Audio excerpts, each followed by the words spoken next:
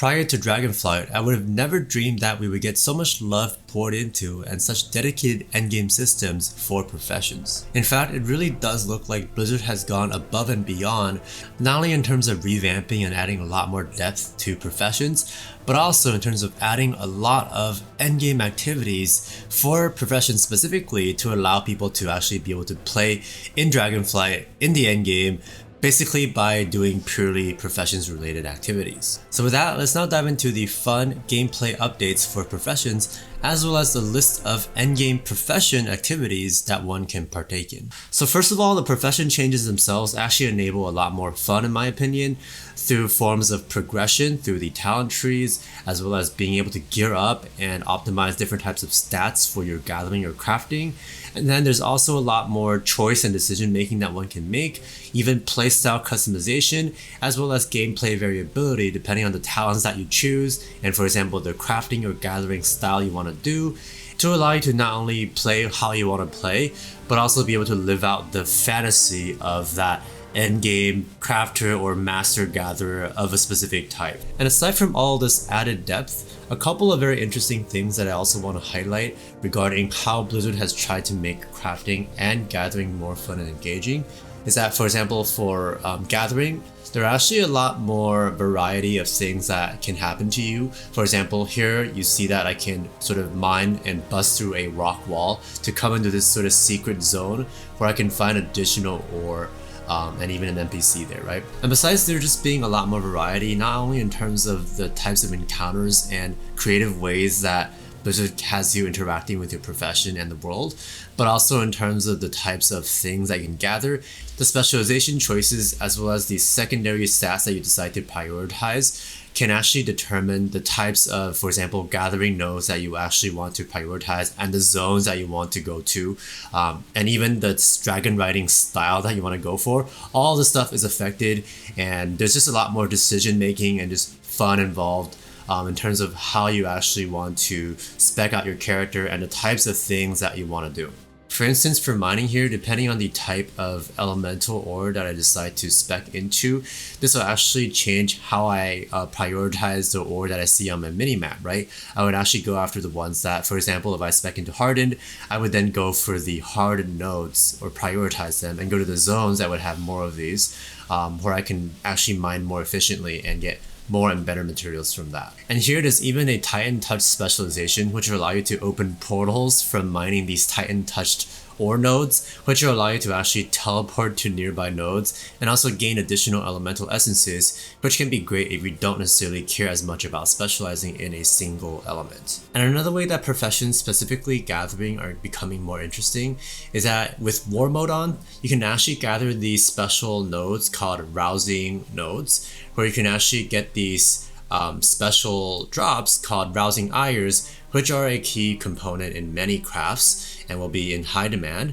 But once you gather these, not only will you be able to sell them, but you actually gain a buff, which will allow you to, if you kill other players during this buff duration, gain even more of this rousing ire, and thus incentivizing world PvP in yet another interesting manner. And yet another cool feature I want to highlight, and this one applies more to crafters, and it's that a lot of people play the game, or a lot of people enjoy collecting appearances and doing transmog, right? And this actually becomes very important for crafting as well, with the new types of profession equipment actually showing on your character when you're performing, for example, your mining or herbing or your crafting like blacksmithing. This gear will actually show on your character when you're performing these actions, and it's also pretty clear that Blizzard have put quite a lot of effort in how they look and making them look unique and actually pretty cool. And crafters will be quite heavily involved in the system by being able to craft all these sorts of profession accessories and tools for people to boost up their profession skill and stats, as well as customize their transmog and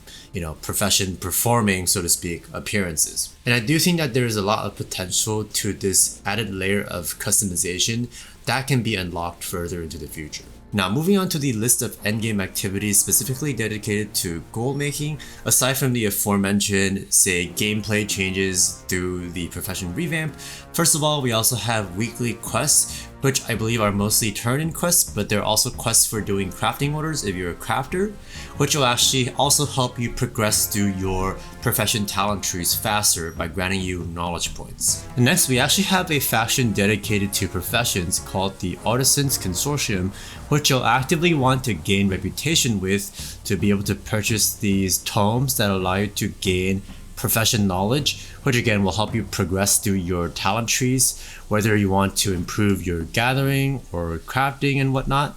And keeping up with maximizing your reputation with this faction will be crucial in the endgame, especially if you want to have an edge over other players. And of course, alongside this, doing quests and progressing through the other major factions and gaining renown levels similar to what you did in Shadowlands, with renown tiers as you level up, giving you lots of rewards, including many profession related perks and things like recipes you can expect, as well as even crafting materials, I believe, that are used to craft some of the most powerful items, or used in crafting orders to have somebody else craft that stuff for you. And by the way, if you like fishing, and who doesn't like fishing, right? But seriously though, the Iskara Tuskar faction will not only reward you with some of the standard reputation rewards like various recipes, but it'll also give you lots of fishing bonuses if that's your thing. So although there's no specialization tree for fishing in Dragonflight, unlike in Legion,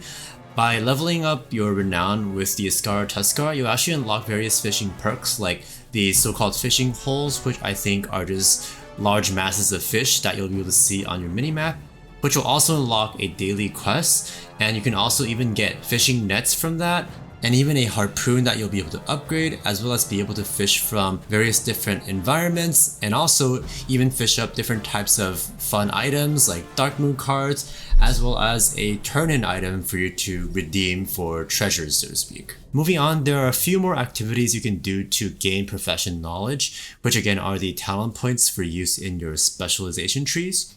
So aside from the aforementioned weekly profession quests and Artisans Consortium reputation, you can also gather an item called the Dragon Shard of Knowledge, which are just drops randomly from things like treasures and rare spawns, which are actually quite common around the Dragon Isles. So for example, as you go along doing whatever activity, whether it be gathering, you're flying around dragon riding, or you're just doing world quests or whatnot, you can actually come across these, for example, Explorer Satchels, which are again quite commonly seen. And in these, or by killing rare spawns and whatnot, you'll be able to gather these Dragon Shards of Knowledge, which after you do a quest line to unlock this, you'll be able to turn them in for further talent points for your profession specialization trees. And aside from turning in these Dragon Shards of Knowledge, you'll also be able to just collect straight up profession points, items that grant you these points rather, from collecting treasures and whatnot around the Dragon Isles, right? And definitely keep your eyes peeled for a guide to all the such treasures, including also the dragon riding cliffs, which are going to be incredibly important as well, that you want to pick up early on in the expansion. And speaking of which, and I'm not sure if there's an equivalent to this for crafting, but when you're gathering, you also occasionally come across these talent point granting items, and I believe there's a cap to how many you can get per day, or maybe it's per week. But you definitely want to make sure to keep up with this and get as many as you can to be able to have the best results from gathering. And that's pretty much it, I think, for the new endgame activities for professions in Dragonflight, as well as revamped profession systems that enables a lot more choice and depth and customization and fun. Now I realized I didn't touch on the new crafting system as much, but that's because I made another video to summarize essentially in 10 minutes everything you need to know about crafting. So be sure to check out that video if you haven't done so already, and also check out my other cutting edge gold making videos on my channel. Anyhow, let me know what you think of the video by commenting down below. I'll definitely try to reply to your comment. Like the video if you liked it or found it helpful, and I will catch you in the next video. Happy gold making. Peace.